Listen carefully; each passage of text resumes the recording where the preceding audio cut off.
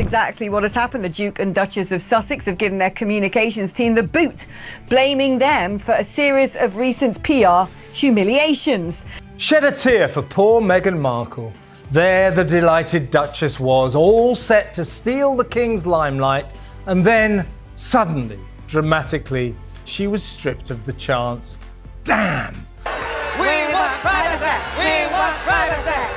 Whatever the hell that means, perhaps she'll take solace in her own expanding opportunities. She is a malignant narcissist. Get a job, Meghan. Fake it till you make it. Harry and Meghan are their own worst enemies. This is a disaster. This is a flop. You're in America now, and we don't give a shit about you. Unlike for Harry and Meghan, who yet again seem to have axed their entire staff body. So picture this. Montecito, bathed in that usual dreamy coastal glow, birds chirping, citrus-scented breeze drifting through the estate. But inside Meghan Markle's sleek, glass-walled fortress, absolute chaos. Forget minor PR mishaps or artistic disputes. This wasn't a bad day at the office. This was a full-blown meltdown. Word is the entire palace staff practically combusted the moment Meghan got her perfectly manicured hands on a leaked South Park script. Babe, time to do our daily $250,000 sponsored Instagram post for Del Taco. I shouldn't have left the made-up nonsense. That's right, nothing says that you're impossible to work for a bit of a ball ache and an axe grinder than constantly cycling through various members of staff like hot dinners.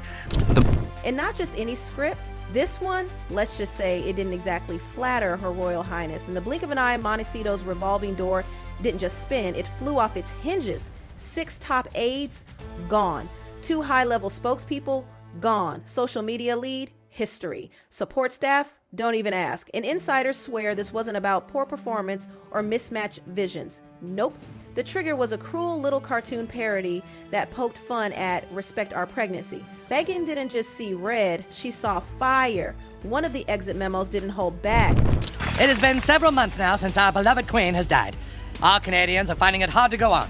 All Canadians, that is, except for our first guest, the Prince and his wife. And after the comedy of errors that was American Riviera Orchard and the ongoing chaos of Manic Meg's scam jam car crash as ever, perhaps caution is called for here. Meghan, apparently in full crisis mode, demanded her team suffocate the leak before it spread, but when they couldn't promise results, she didn't flinch, just pulled the trigger. Just like that, heads rolled. With Netflix reportedly starting to sweat, the only question left in that echoing HQ was, how is Meghan going to stop a satire machine that doesn't know how to back off? From sunrise, the vibe inside was tense, like a coup was underway. I feel like the focus is starting to shift off of me. Maybe in editing you'll fix it. I thought we were moving forward, Meghan. Well, we're not. So it seems to me they're resorting to becoming basically a version of the Royal Kardashians. Way, we can't wait for it. Slack was on fire, messages exploding like popcorn. The script was already bouncing through private chats faster than Kris Jenner's latest marketing blitz. One poor junior staffer watched Meghan's assistant run down the hall, clutching a printed copy and screaming for legal now. Within minutes, the comms director's calendar grayed out. His digital ghost sent straight into oblivion. Someone else? Locked out of her email? HR portal coldly read access revoked. And before she could even grab her coffee, a courier was on the way to snatch her badge. Laptops were locked from the cloud. Staff couldn't even save personal files. By noon, a fleet of black SUVs was parading out with cardboard boxes peeking through tinted windows, press kits half shredded, crisis statements abandoned. That's fine, I'll go it alone, just like Meghan Markle and Prince Harry. It's that mocking, mimicking, disrespectful way that she does everything in her life. A total bloodbath. And then, the final punch. A cold email from Meghan's own account. No hello, no goodbye, just 8 brutal words. Return all devices to security by noon, thanks. Just like that, Montecito's crown jewel PR team vanished into the mist, replaced by rumors, resentment, and a glaring vacancy behind those polished gates. And the leak? Oh, it detonated online. It started small, just a blurry South Park screenshot of cartoon Meghan adjusting a foam baby bump while a ginger prince waved a clipboard that read, "Empowerment Lighting, take 97. But 13 minutes later, it was all over X, then TikTok. It's so funny, too, that you keep calling me Meghan. You know, it's Megan now. And how negative, I mean, how like toxic must this workplace be to burn through so many people and accomplish so little? People were saying meh. It's not meh. It's pronounced me. The H is silent. And of course, creators had a field day, mashing it with Meghan's actual pregnancy videos. Someone even added carnival music. Meanwhile, Meghan was on a re-dive flight, mid-turbulence, scrolling her phone. She saw the clip, froze, and muttered the one word that made staffers tremble: fix. That one syllable kicked off what insiders now call the blackout hour. Phones started ringing like church bells at a royal wedding. Comms frantically pushed takedown requests. Bots were flagged. Social platforms begged to intervene, but a London consultant, never one to sugarcoat, sent a warning. Satire is protected under fair use. Try to erase it, and you're asking for the Streisand curse. Meghan snapped, "We pay for solutions, not disclaimers." So I went online to see what was new with Uncle Harry and Auntie Meghan, and I couldn't find a thing. I would have thought she'd have at least popped up in a tampon commercial by now. Uncharacteristically for a self-styled entrepreneur who specializes in copying everyone else, the hotel thing is a relatively fresh idea. But take a tip from me, your ladyship, don't do it. She demanded every team log into a 5:00 a.m. Zoom with a strategy and hand slides due in 60 minutes. No excuses. But halfway through, her social lead cracked. The memes decentralized its already seeded. Translation, you'd have to shut down the whole internet. Meghan's face, witnesses say, went stone cold. Legal chimed in. Parody is bulletproof in the US. A cease and desist letter would be a joke. A concern notice, even worse. Fuel to the fire. That's when Meghan delivered the whisper that ended careers. If we can't bury the joke, we bury the people who let it breathe. Moments later, termination templates were flying. Screens turned black. And everyone does reality TV now, so don't worry about this being a step down for me, because it's not. I wasn't until you just said it. Plus, it's a really good platform to promote my brand. What is your brand? Oh, I don't know. I'll think of some piece of crap. Which is, I don't know, launch a Grenfell cookbook, make a podcast, have a series on Netflix, set up a charity. None of that stuff has worked. They've been damn hopeless at everything. Meanwhile, Keycards died. Montecito turned into a tech graveyard overnight, boxes stacked in halls. Security bins clinked with badges. The estate looked less like a luxury compound and more like a corporate war zone post-mutiny. Exit memos, oh, they were brutal. The maze got what looked like phone books and severance. 30-page NDAs, emoji bans. One PR vet even snorted at the papers, muttering, "If silence is this expensive, imagine the story's actual worth," before strutting out under the lemon trees. But not everyone waited to be sacked. 2 mid-level coordinators beat HR to the punch, scrubbing iClouds, ghosting Slack, and leaving a status that simply read "out of office indefinitely." my question is for Meghan. Meghan, besides holder of briefcase 24 on Deal or No Deal, what do you think your most impactful role was? She's so out of touch. She's so missed the mark, Markle. Their pals say they couldn't take another day of Meghan's whiplash. 1 second writing empathy tweets, the next crafting digital takedowns. All of it shredded by meme culture before the coffee brewed. A close contact says the social lead signed off with one last jab. Good luck outrunning South Park. Then, poof, courier already on the way.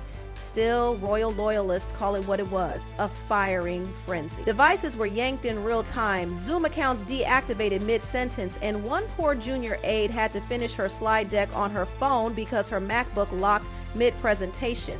You never had a dream when you were a child to be something everyone else said was impossible? Like an astronaut, or prime minister, or masseur? I wanted to be a princess. Oh, well, you kind of fucked that up. Prince Harry, though, has become the punchline of a Saturday Night Live joke. Let's have a look. NBC has announced plans for a spin-off to the hit series Suits, which will be set in Los Angeles. It will focus on Meghan Markle's character's struggle to balance her legal career while also caring for an unemployed immigrant. This wasn't attrition, a senior insider confessed. This was decapitation, quick, surgical, and scary enough to keep anyone from ever leaking Plan B again. And as the dust barely settled, whispers started flying across industry circles. Some staffers didn't get fired. They ran. Rumor has it tabloid editors were waving around seven-figure offers for even a peek at old journal entries that might have slipped past Montecito's security dragnet. But the real mystery? No one knows if the aides bolted first, pushing Meghan into full guillotine mode, or if she just swung the blades so fast no one had time to jump. Either way, that dream team, once hailed as Meghan's PR cavalry. Lisa Rinna, so nice to see you again. We've never met. Oh, why do I feel like I know you? Well, I've been on TV for 50 years, so maybe it's that. Well, this is after we were informed that they were hiring this team of 11 and that they were going to try to almost have their own little royal court and craft things differently. Gone. Just gone. But Meghan didn't leave that command chair empty, not even for a second. By noon, delivery trucks from Scops Media, yes, the edgy boutique firm rumored to be behind Meghan's viral pregnancy twerk reel, rolled right up the manicured gravel drive. Their pitch deck, blazing pink. The title, Flip the Script, Weaponize the Laugh. And their resume, Kardashian-level crisis management, a pop star's perfume launch that began as a meme, and 3 unnamed political campaigns they refused to admit to. Their slogan splashed across slide 1. If you can't delete the clip, make it dance for you. Inside, the Scops crew wasted no time. They unpacked mood boards, ring lights, and a wall-sized content calendar already segmented into phases. We are screwed. Wait, what about your ketchup company? That was a dumb idea. Then what are we going to do? Can you get another show? I mean, not one that you act on, darling. I know people don't want to hire you for that anymore, but... Well, HGTV did call my agents last week about us, but at the time I thought we were too good for them. I don't think Meghan likes interviewing people. I think she'd prefer to talk about herself. Phase 1, drop a sassy Instagram reel featuring cartoon jam jars with teeny tiny crowns, belting out a gospel hook, respect our recipe, while South Park stills got smacked with fair use stamps. Their genius plan?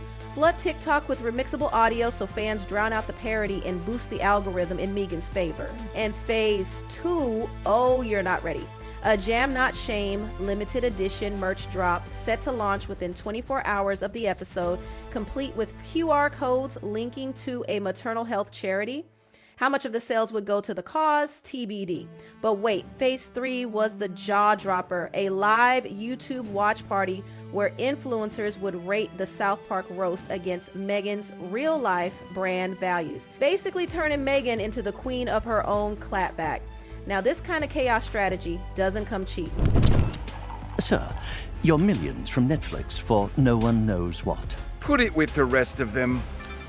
The financial outlay involved in establishing a chain of Meg-ins would be astronomical. The wildly ambitious Ms. Markle has got everything to lose. And if she decides to become Celebrity Land's answer to the Hilton, lose everything, she probably will. The base fee, $750,000, 0 cents, plus 12% of any revenue spike. Ouch. The finance team winced. But Meghan? Sources say she grinned at the final slide, an animated tiara morphing into a TikTok logo, and whispered, "At least they fight." A remaining advisor tried to raise a red flag. What if animated jam jars mocked the brand's slow luxury vibe? And wouldn't tying charity to sass look opportunistic? Scops creative director, she waved it off. Luxury is whatever the algorithm believes, darling. Somewhere down the corridor, the last palace-trained comms rolled her eyes so hard it echoed, later texting a friend, "We've traded Windsor elegance for TikTok glitter cannons." Netflix, meanwhile, was not amused. Dad, do you have any cash for a cab? Oh, look, Grandma's on the money. I never noticed that before. I mean, they're basically the same thing, aren't they? But one lot had famous guests, whereas now no one likes us, so they have to have unfamous guests. What should have been a 30-minute sync exploded into a 2-hour migraine of red flag slides. The first chart? A plummeting red line titled Brand Volatility Index. Real-time sentiment was in free fall. One merch lead even asked if they could digitally blur Meghan's jam jars in With Love Meghan Season 2 until the storm passed. Someone else floated delaying the whole season, but ad inventory was already sold. Too late. The debate raged. Legal said there's no defamation, but reputation damage, that's another story. Finance warned if audiences start laughing at scenes meant to be heartfelt, prepare for subscriber churn.